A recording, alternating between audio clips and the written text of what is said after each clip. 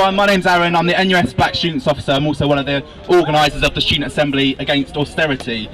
Well, we've all been following the budget today, and there's plenty of reasons, as usual, to be absolutely furious. Austerity is set to continue for at least another 5 years, even into the next Parliament. Someone remind me when on earth we voted for that. Permanent austerity? No thank you. I was born in the dying days of a Thatcher government and grew up under Major. I remember the crumbling schools, hardly anyone in my family being employed, and my mum going without dinner to feed me and my sister. That is what this government seems hell-bent upon creating, devastating our communities and relentlessly driving down all of our living standards. We're all here because we're sick of that, and we demand a real alternative. We have to unite together in the People's Assembly in order to provide one. Students like myself have been hit hard by the Tories' onslaught over the years. We've had the trebling of tuition fees, the scrapping of the education maintenance allowance, and huge cuts to education. Students are also suffering a huge cost of living crisis, with low wages, rising energy, rents and travel costs, making it extremely difficult for us to make ends meet. And shamefully, our student loans often barely meet our rent.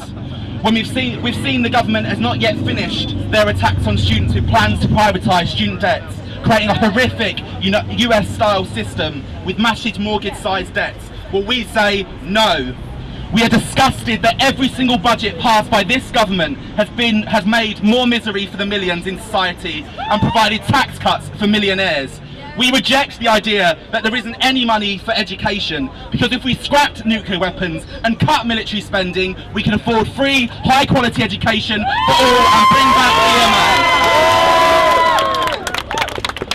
We also reject the divide and rule politics that they try to carry out. They try and pit the disabled and unemployed against those in work, the old versus young, the public versus the private, black versus white. Well, immigrants are not to blame for the crisis, the bankers and the Tories are.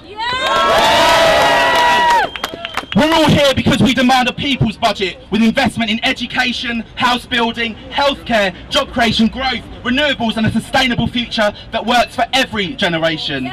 We have to sack the Tories and fight back, or we've yet to stand any chance. So I'll see you on Saturday again in the national demonstration against racism, and on June 21st at the People's Assembly national demo against austerity. Let's keep fighting together. Thank you.